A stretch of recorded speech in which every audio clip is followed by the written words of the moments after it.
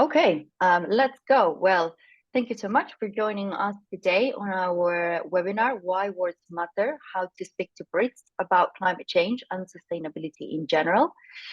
My name is Florencia Lujani. I am the Strategy Director of ACT Climate Labs and Media Bounty, and I'm going to be your host this morning. Media Bounty is a leading ethical full-service agency with transparent media services and creative strategies that create attitudinal and behavioral change. We co-founded the Conscious Advertising Network, and we also consult with brands, NGOs, policymakers on everything from rolling out greenwashing training for brands like Panasonic to advising the United Nations on the intersection between advertising and human rights. I've worked at big advertising agencies for over a decade before moving to the sustainability and climate space. And I conducted the insight work that I'm going to be sharing with you today. So you're going to be hearing it from my perspective and the work that I've been doing on that front. And I also lead all of the creative and brand strategy work of our project with brands, with NGOs, organizations, and the like. So thank you so much for taking an hour out of your morning to join us for this conversation. And hopefully it will be enjoyable. We have our agenda for today. First, we're going to start with a brief introduction on to the research that we've done. That's going to be around 25 to 30 minutes. Then we're going to be in conversation with Neill, and then we will have time for a Q&A at the end. So we wanted to kind of start this by showing how this report supports the change we want to see in the industry. And the reality is that we want sustainable products to become the norm and to change current consumption habits to reduce the impact of climate change. We also want sustainable products to steal market share from their polluting competitors and to make good businesses more successful. And finally, we want our clients to achieve long-term commercial growth while staying true to their purpose and values. So we have already started to work on this, and many of you might be familiar with our first report, Beyond the Climate Bubble, and how it was created to help sustainable brands find and engage new audiences. So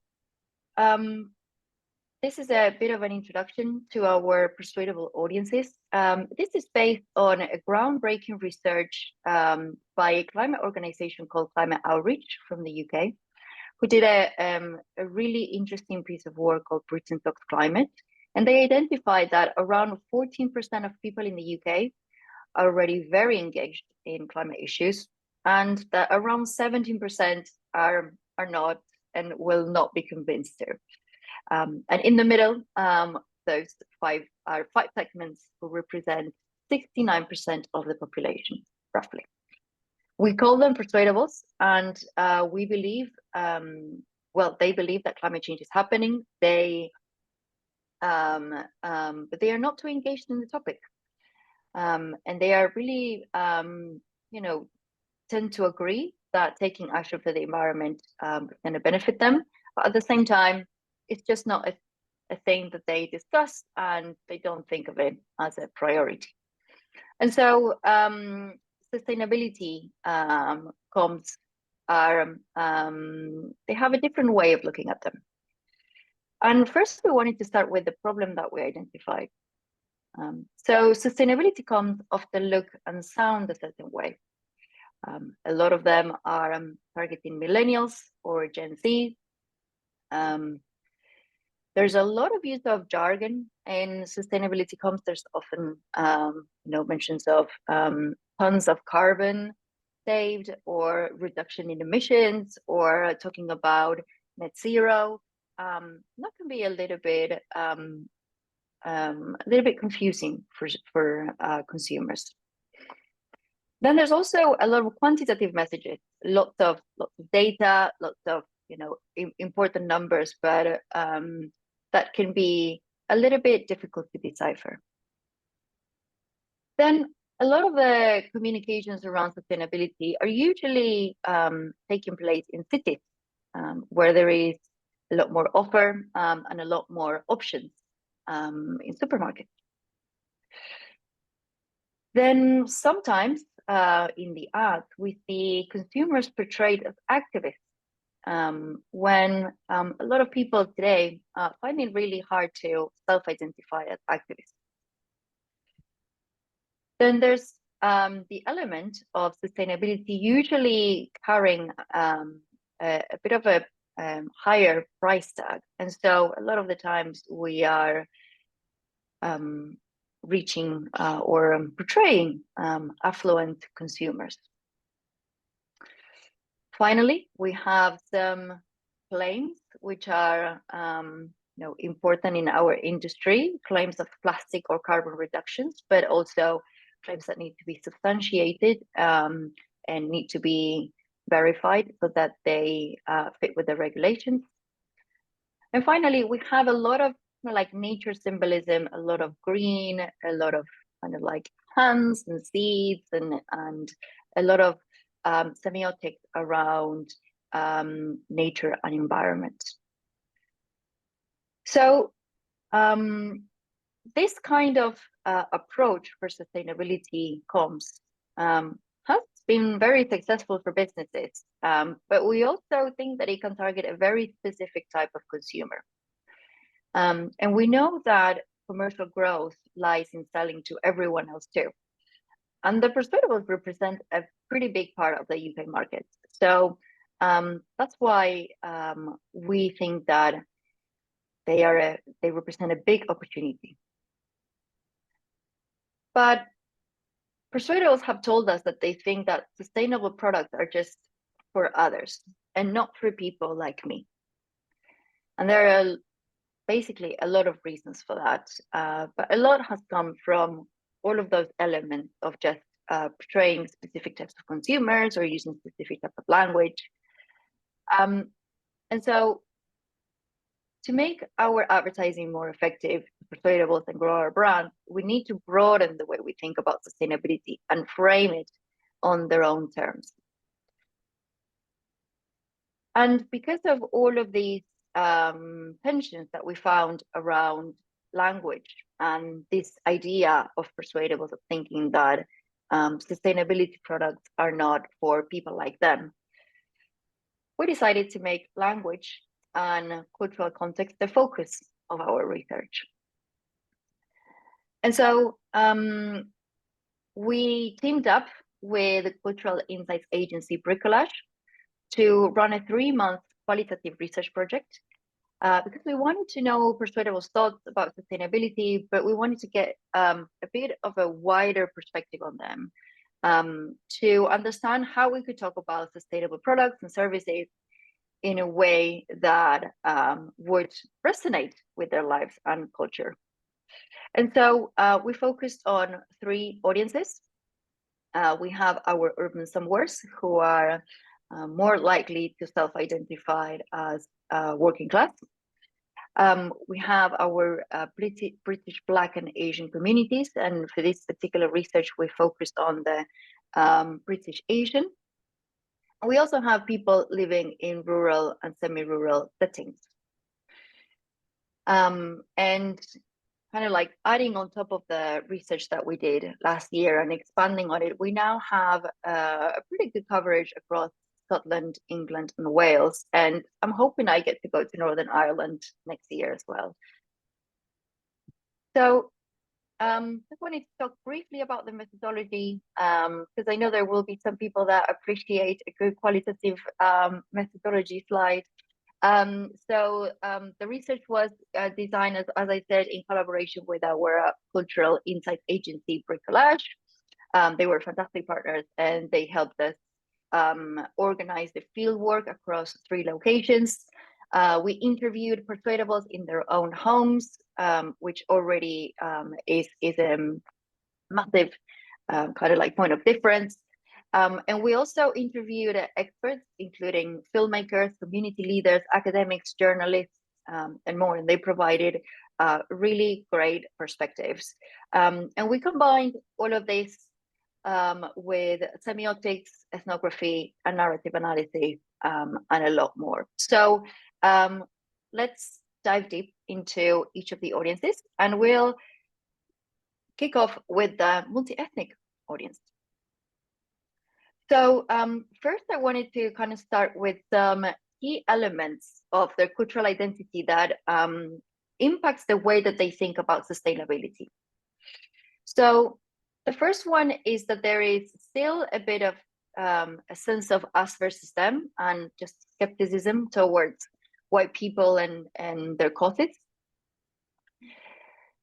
Then we know that they are goal achievers, given their family history and movements that they might have experienced in life.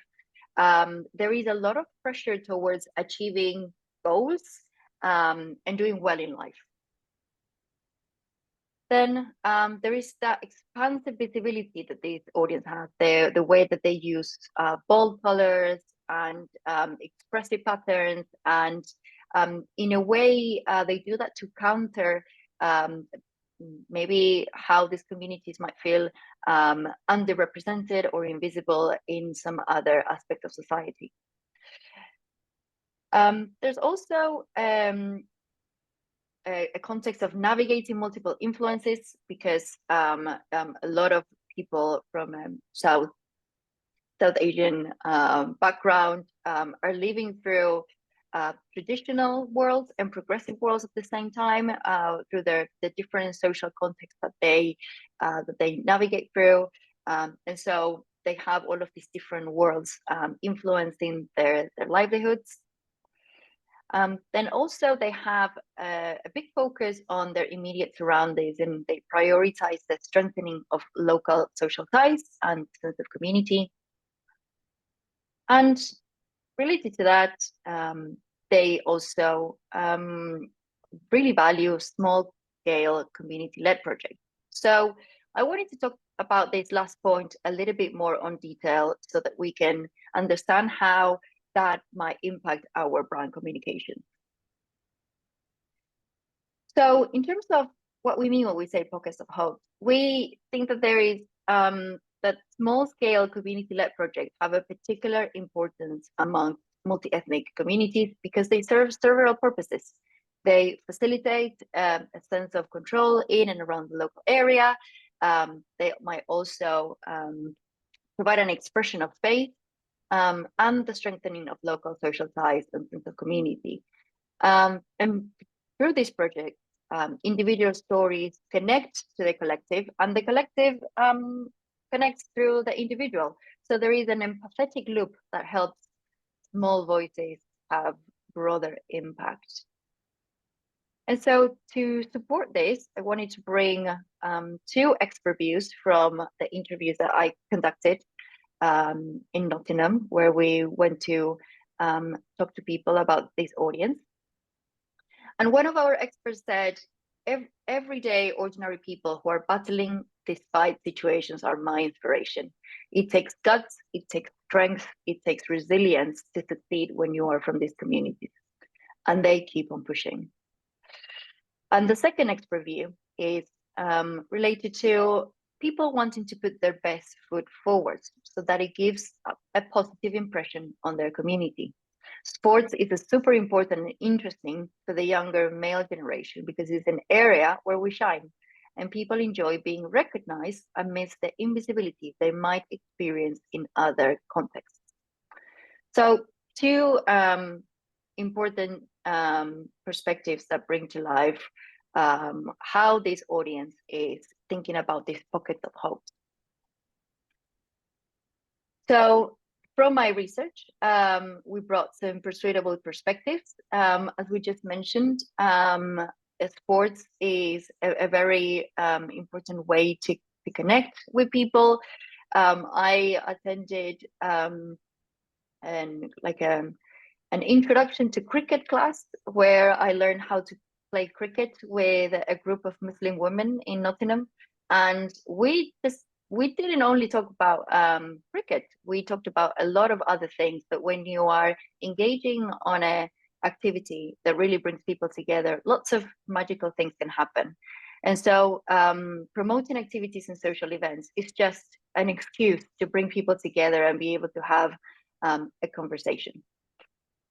Then we also saw a lot of empowerment programs through integration, social inclusion, education, and economic development, which this audience is very keen on participating on and find very helpful.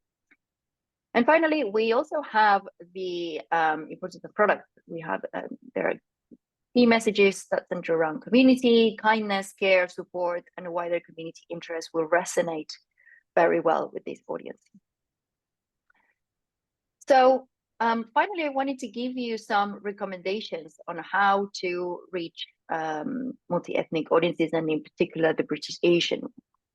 So with always partnering with initiatives that come directly from local projects and people, it's definitely the way to go. And it's better to partner with local projects rather than the government or official institutions. So there is a little bit of skepticism and mistrust around those. The consistent long-term presence of those local efforts is key for building trust towards brands. So partnering up with those initiatives, local projects that are long-standing projects and have, local ambassadors and community leaders who are respecting the community will really help. And finally, highlighting, promoting, and championing the local people who are doing the change you want to see on your campaigns is a big win. And we actually just launched an advertising campaign for a climate charity called Possible at the beginning of the year, where we did just days of highlighting, promoting, and championing local people. And we won an Net Zero award for that campaign. So that was really great. So definitely some starters for 10 in terms of recommendation. There is a lot more that we can share around each of these audiences. So I'm going to take a sip of water. And I'm going to move on to our urban somewheres and the key elements of their cultural identity that kind of shapes the way that they think about sustainability. So first of all, there is people are just missing the camaraderie that came from industrial jobs, and they feel a weakening of social relationships. There's also an element of feeling like there are imposed decisions, as people are disenchanted with the idea of positive change being possible within their communities.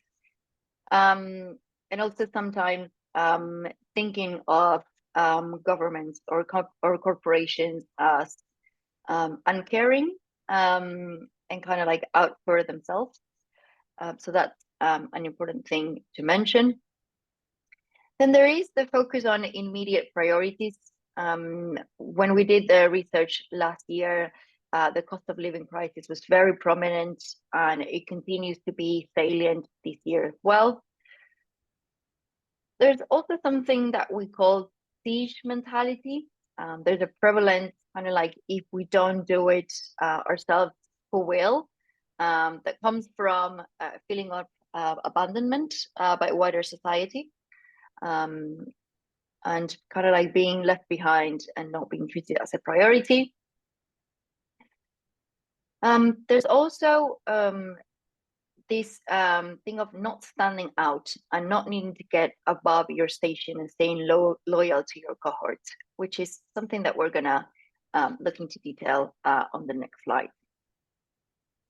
And finally, we have lack of representation because popular culture has kind of dipped in and out of stereotyping and satirizing the working class, which has led to the perpetuation of a lot of harmful stereotypes. So it's important that we also think about how our campaigns are able to reflect just livelihoods in general, and not only focusing on some of those over dramatized aspects of working class life. So let's look at the not standing out element that we identified. So not standing out is related to the tall poppy syndrome, which remains prevalent. So the proud origins of everybody being the same and treated the same. And when somebody does stand out, it can be seen as a betrayal or condescension of where they come from. So right now, from what we heard from Persuadables, buying from green brands or engaging in sustainable behaviors can be seen as a way of standing out. And so worthy messages don't really resonate with this audience, because a life where hard work and loyalty are the most important qualities to possess means that people are careful not to betray their own people by acting better than them. So we have 2 expert views kind of like help bring this to life. And one of the authors that we interviewed said, I went back once in the early 90s to his village after I got a job in advertising. I was wearing a suit and a raincoat, and I walked into this pub and everyone stopped and looked. And one bloke said, oh, he's here with his flashy coat. So I had a big sign above my head saying, I don't belong here. So something as innocuous as a flashy coat or the wrong coat can already make you stand out. And then another academic and researcher who works at the University of Glasgow said, if you go with an agenda on why sustainability is the right thing to do, or wanting to educate the working class on it, people will not respond well. And it's important that we treat people with respect, and that we don't think that we are educating anyone, but bringing them in with us to learn together about the changes that we need to make. And so some final recommendations on this audience. We need to normalize positive environmental actions without making a big deal about it. Just not make a fuss about it, and people will be a lot more up to it. Then avoiding language that refers kind of like being different or making a stand in the community, as it could be taken as against your own people. And then also portraying the audience truthfully by respecting the hardworking, tough exterior nature of the audience, but without satirizing it or downplaying it. So it's important that we think as well on the portrayal of the people in our ads and how we are reflecting their livelihoods. And I am excited to be talking about those kind of like creative implications with my co-host later. So we're gonna go into our final segment, the rural and semi-rural, and some key elements of a cultural identity. First of all, there are some traditional values and a level of conservatism and reinforcement of traditional roles. As the rural and semi-rural communities have generally kind of like longer standing, less transient and older populations. And so traditions really take root there. Then we have a feeling of insiders versus outsiders, a conflicted relationship with tourists and visitors to the area. So the impact that tourists have on the landscape, on landmarks, but also on, the cost of housing, some, the low paid jobs, etc. Then there is an element of living in the landscape, because rural communities have a really close relationship to the landscape, and they understand it as a resource. And for us, the countryside may be beautiful, beautiful dales or some greenery and hills, but for people living in rural and semi-rural settings, countryside is a food factory. So they also understand how changes impact them, and in terms of floodings or storms or erosion. And there is a sense of heritage as well when living in the countryside. There's old buildings, stone walls, ancient pathways.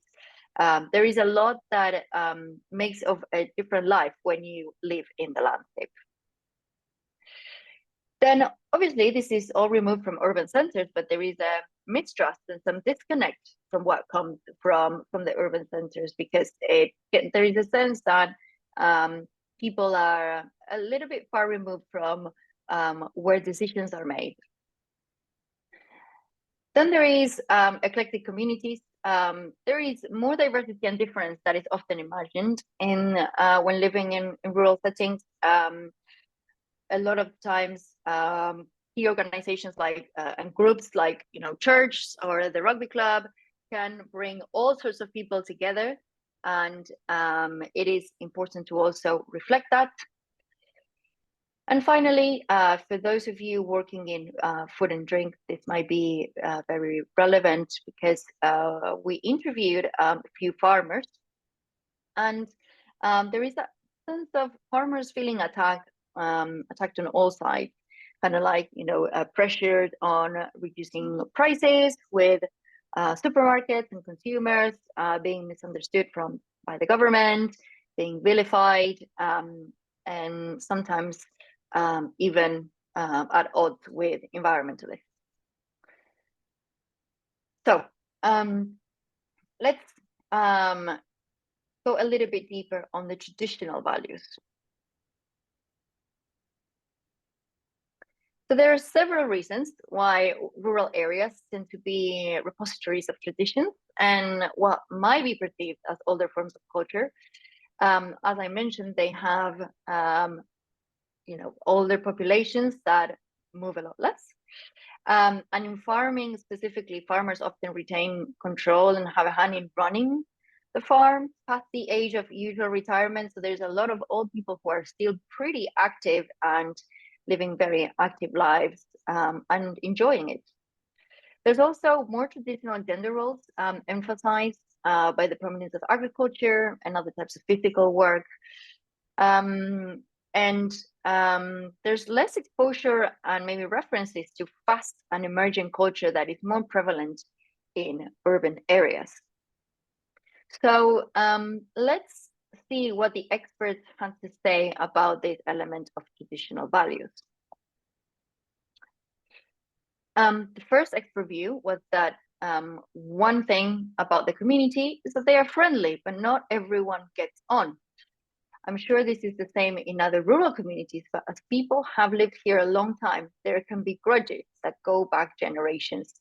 And when we interviewed this expert, he was talking about some very specific fights between families, maybe 20 or 30 years ago, but they could actually be, knowing about that context can actually be a really interesting, creative territory to think about how our products can reflect the livelihoods of people in rural settings.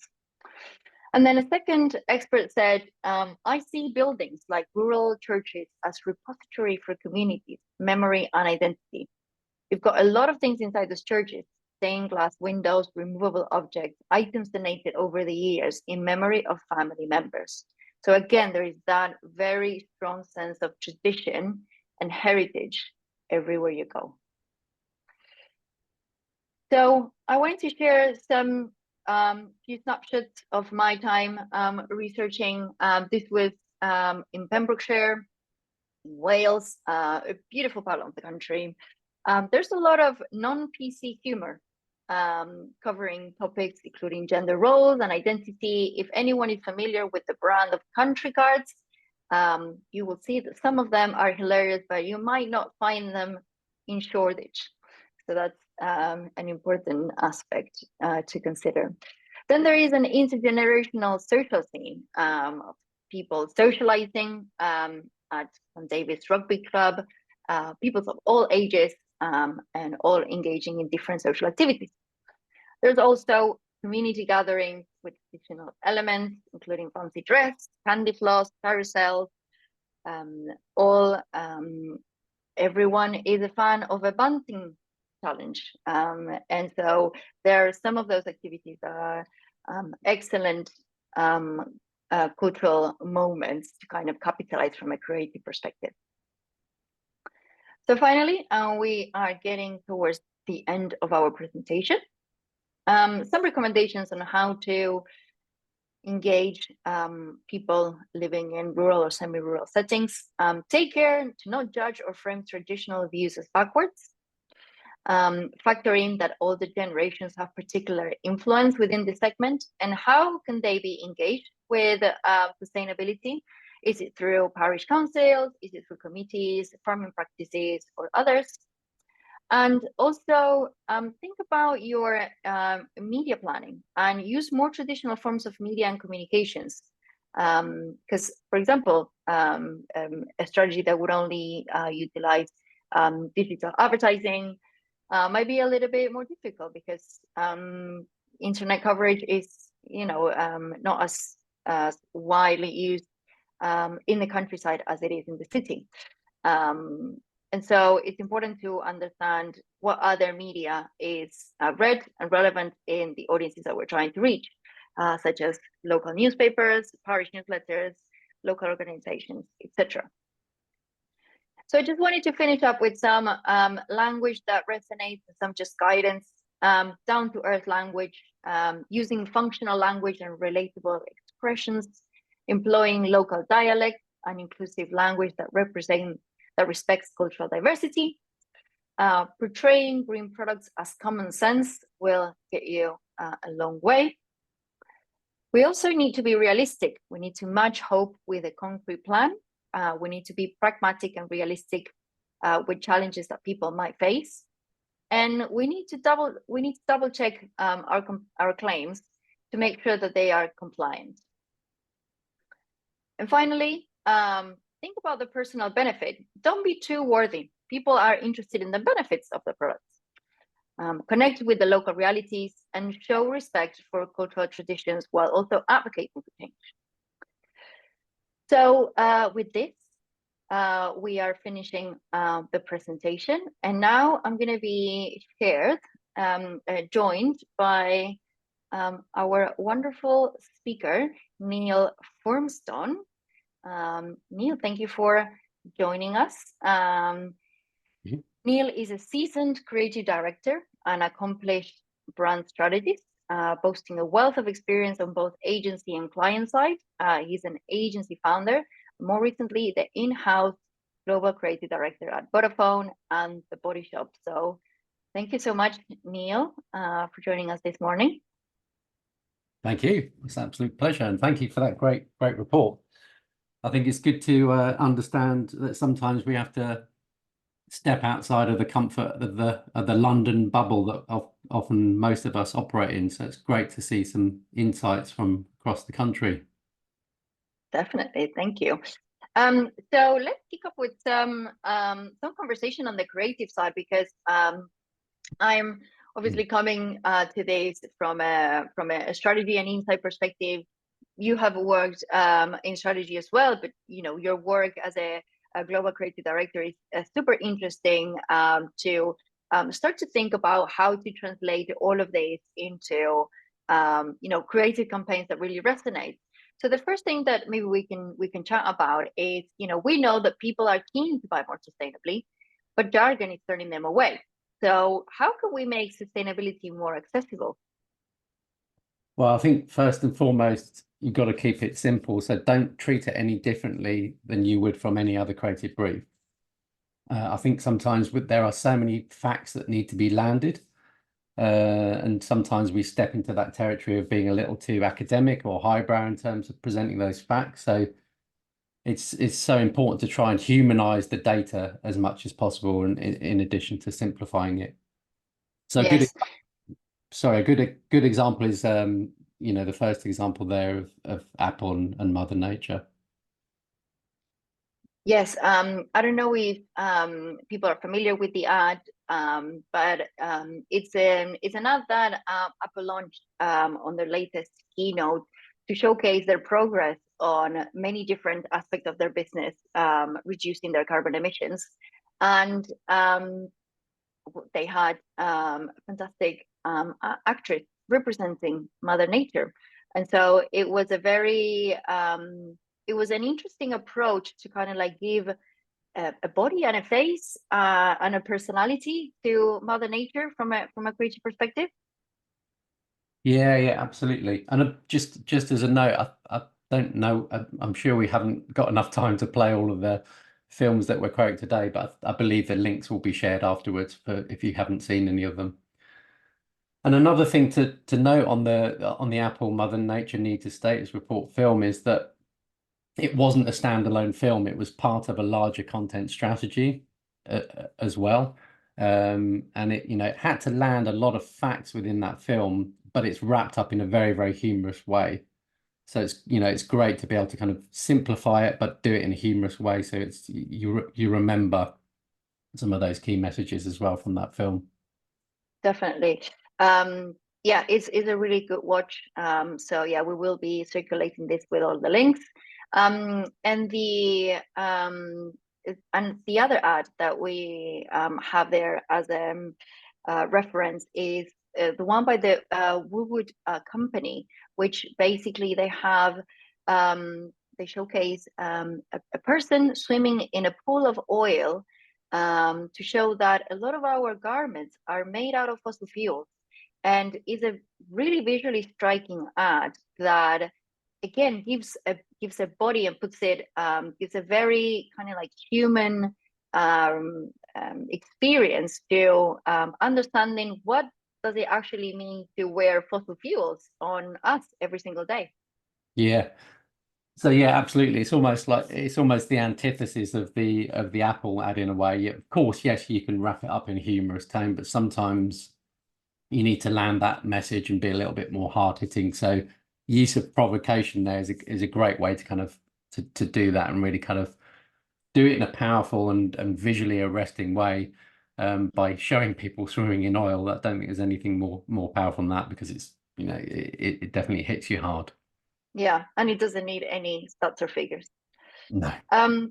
We're gonna go with the next question. How can we break through apathy to engage consumers? And I think there is, I really like the Wagamama ad, Vegemama. I don't know if people have seen it, but it's again a very humorous take on kind of a bit like a Godzilla character, but it's a Godzilla character that only eats vegetables. And it's the way the Wagamama announced that there's now vegan and vegetarian options for all of their dishes.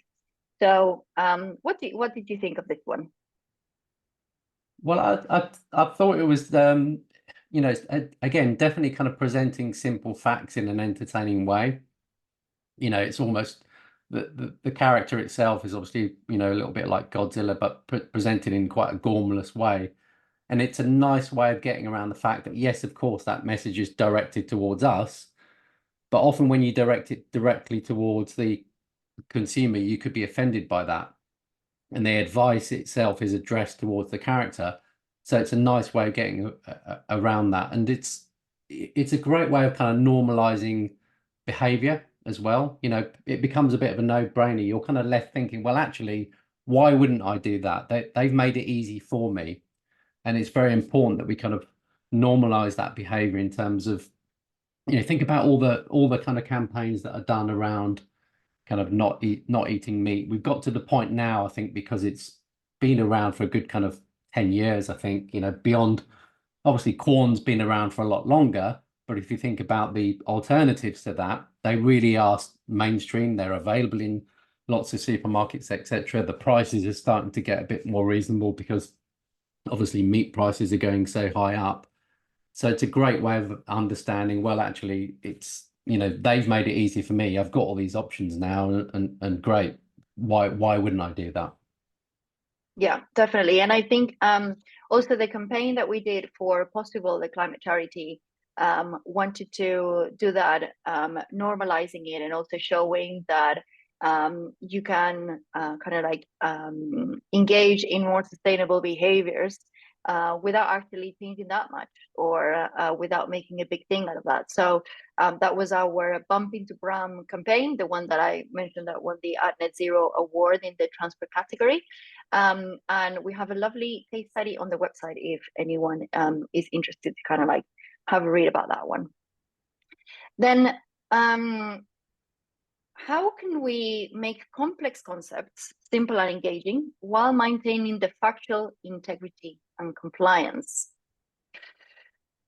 I really enjoyed this Barbour example that you shared with me. So I would love if you can talk a little bit about that one.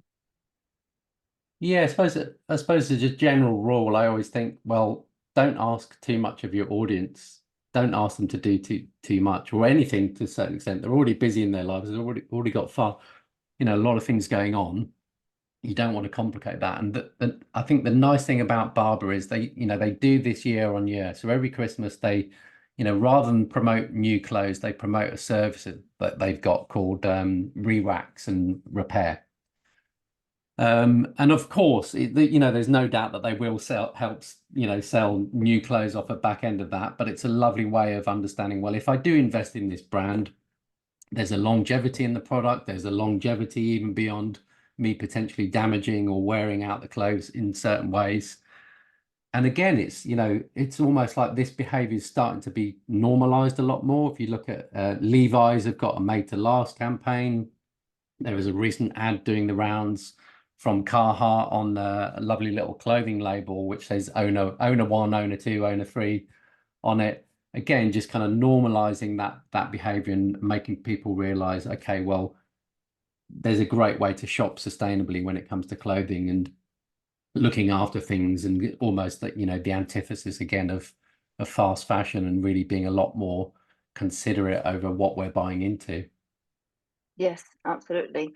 That is also a really good example of long-term commitment, right? Because if every year they do it with a different animation studio, then that shows that the company has definitely built it into their overall, business strategy. And these ads are just one way where they can showcase that commitment to those reductions of carbon. So finally, how can brands authentically reflect their progress? There is this ad from fashion brand Gani. They were running this ads on Instagram. The title was "Why We're Not a Sustainable Brand." They were very clear on what their efforts are. And they said, we don't identify as a sustainable brand. We recognize the inherent contradiction between the current fashion industry that thrives of newness and consumption and the concepts of sustainability. So instead, we're focused on becoming the most responsible version of ourselves, committed to making better choices every day across the business to minimize our social and environmental impact. We see this as our moral obligation. And I think this is a fantastic way of explaining where you are in terms of your commitment to carbon reductions, while also staying true to your brand and the actual output that you have on the world. It was interesting to see them running this on Instagram as well, where you can get a lot of ads of companies trying to really be seen as super sustainable. Yeah, absolutely. It's lovely to see brands being so transparent in this way, and also not being afraid to admit that it's a work in progress. There's still work to be done, but you're committed to looking beyond that. So as you say, that the brand Gani does this really, really well. There's a section on their website called Our Journey to Do Better. So that in itself is a very transparent statement. It's almost kind of accepting that it's a work in progress and they can do better. They're on that continual journey. I think it sometimes helps to avoid telling stories from the brand's voice alone as well. or at least in the corporate sense. I think it's very important that you're able to kind of to do that and humanize the brand a little bit more. Definitely. And then from your experience from the Body Shop, there's that lovely kind of piece of content about the artisans, farmers, and producers that work with the Body Shop. Yeah, so I guess this is another example of not telling stories from a brand's perspective. So I think at the Body Shop, it's fair to say we had authenticity in abundance, you know, because of the nature of how it was founded, etc. However, we used to joke that our community fair trade program, which is 19 communities around the world that are kind of servicing various parts of the business, was our best kept secret. So this is where we went on a bit of a mission to kind of we created a series of mini documentaries showcasing the various partners around the world, all kind of ethical, sustainable businesses, and many of them using regenerative farming methods. And all of these stories were told directly from the people in the community themselves. So there wasn't anybody from the Body Shop kind of interviewing them or asking them questions. It was very much their stories to be told. And we're just kind of grateful to be in partnership with such amazing people. Yeah. So off the back end of that, the important thing was that we needed to create a dedicated hub. So any progress since those documentaries are made, because obviously you only get to go over every kind of 4 or 5 years, really. It's quite a trek to get to some of these remote places. So any of the progress was highlighted alongside the main content with simple facts, figures, you know, smaller kind of phone style interviews, you know, kind of lo-fi content. And also just kind of answer one of the questions in the chat actually around kind of anti-greenwashing legislation, communication of the full life cycle that then becomes not so simplistic. Now, the key is when it comes to your content, look at the overall content strategy in terms of, okay, I've got some films to land. I need to remain simple with those films, but let's look at how we can dig deeper.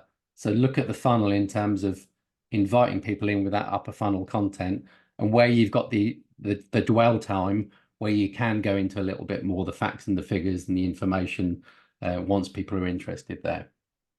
Yes, that's an excellent response. And I would say we are getting closer to our Q&A time. So please do have a think about the questions that you would like to ask Neill or me on anything around the research or the creative examples that we brought, or any of your business priorities. So well, we could well, we're gonna share our final takeaways.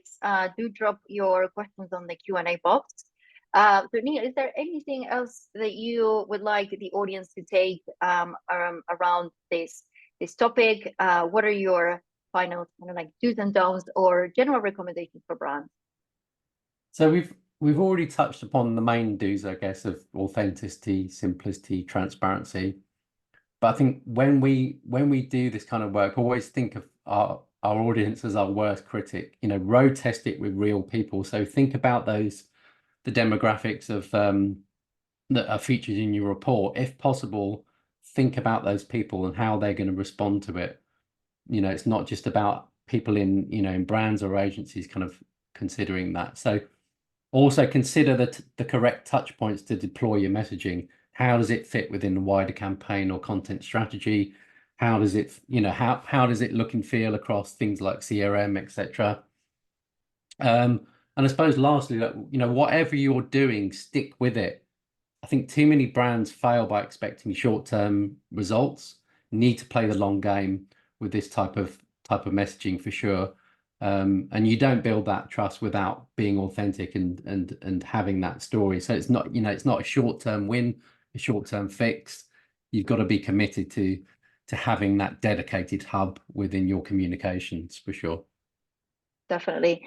And I would say from my perspective, we know that you know, ethical consumers aren't the only ones who will buy your sustainable products and services. Persuadables want them too. And for brands to reach them, taking all of these recommendations from a cultural perspective will just help shape better, key messages, better framings, and creative executions as well. So I think that it's time to kind of like make the good businesses even bigger, and growing the market of sustainable products requires exactly the same thinking as it does any other product, really. And so if you are ready to unlock new growth, please engage Persuadables, and do reach out if you want to hear a little bit more about these audiences and all of the different insights that we have collated. So we're getting to the end of our time today. We're going to have a few minutes of Q&A, and Alicia is very kindly given me the questions that we're getting on the box. So it says, there's a question here. Although we are discussing engaging with external audiences, do you have any advice on recruiting internal support for making your brand more focused on sustainability? To that, I would say it is time for sustainability to not only be the job of the CSR person, and for it to be the job of the business overall. So I would say we need allyship across different departments. And while it is very helpful for there to be an owner internally, meaningful change at a business level is only going to be achieved if all of the departments and sectors of the business are working together on it. So this needs to be a strategy that is fed down from the executive officer down to everyone, and every single department needs to work together to ensure that there is more change. Also, we have a question here about promoting. Are there any takeaways for promoting sustainability products and services to businesses? So B2B rather than B2C. Neill, do you have any thoughts around that?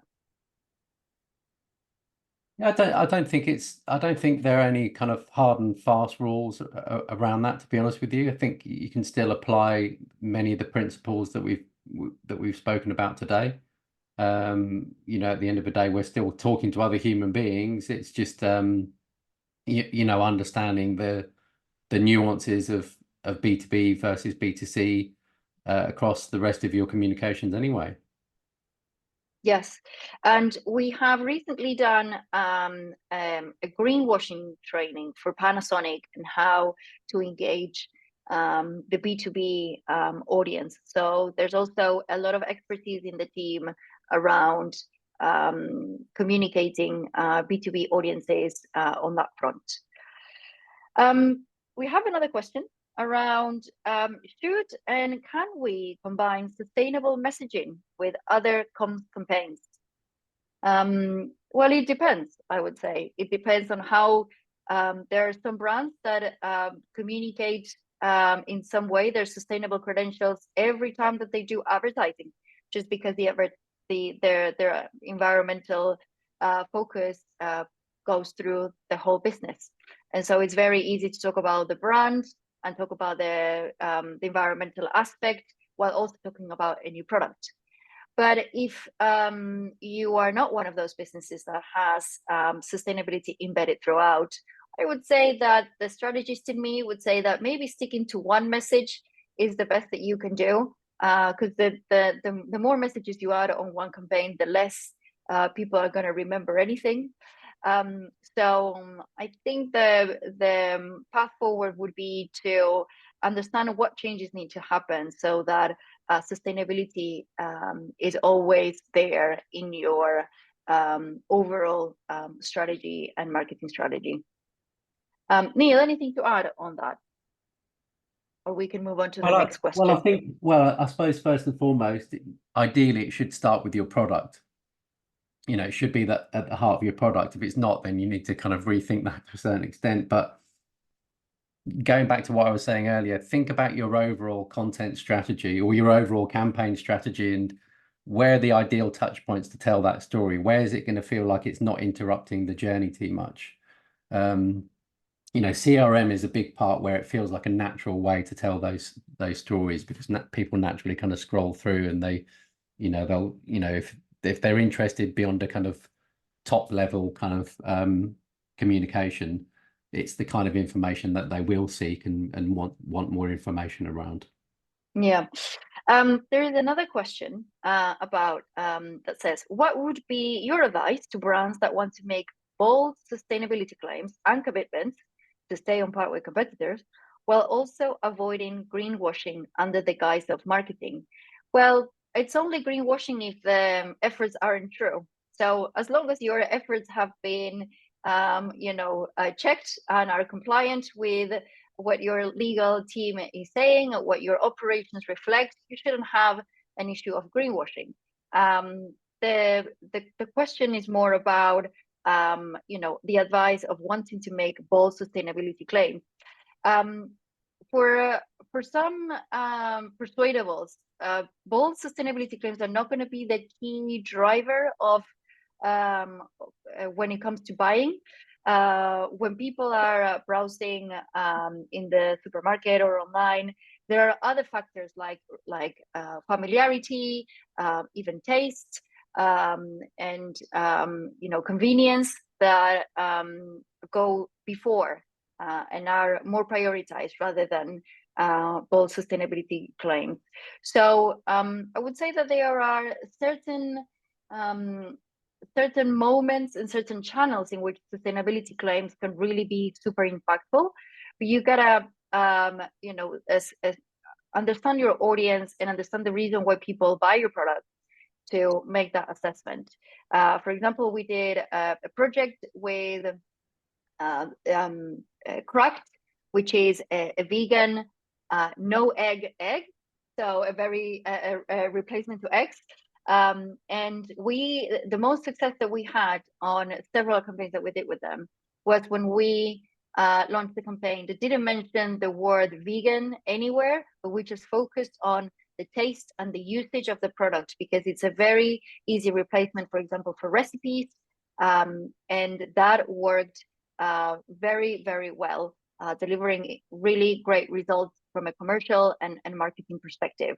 So sometimes having a bit of a stealth mode for the general public so that persuadables are drawn in is the way to go. And then finding the right place for the sustainability claims for those who are a little bit more interested in that aspect. I want to be respectful of everyone's time, and we are coming to 11:30. We have been talking and sharing insights on sustainability for an hour now. And so I want to thank you all for attending this morning and for sharing the time with us. And if you could please, reach out and contact Alicia Upton, our new business executive, for any further information. We would be happy to help. I also want to give a huge thank you to Neill for joining us this morning and for his valuable insights and contributions. So thank you very much. And we hope to hear from you if any of you are interested in learning more about Persuadables. But for now, thank you and have a good rest of your day.